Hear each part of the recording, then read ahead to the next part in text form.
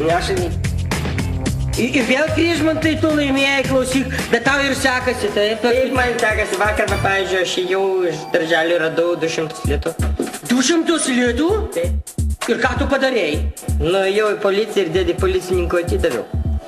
O tu ką mano vietoj darytum? Ne, tai aš irgi taip gerai meluočiau kaip tu tavo vietoj. O, taip čia. Taip, bet aš irgi galėjau rasti 200 litų, bet neišėjo man, nes aš tuo metu buvau su mama pirtyva. O tai ką ten pirty darėjai? Jau ten aš dariau, žinok, o ką aš pamačiau? Ką pamatai? Pas visas moteris yra vienoj vietoj kempinės. Va ten va.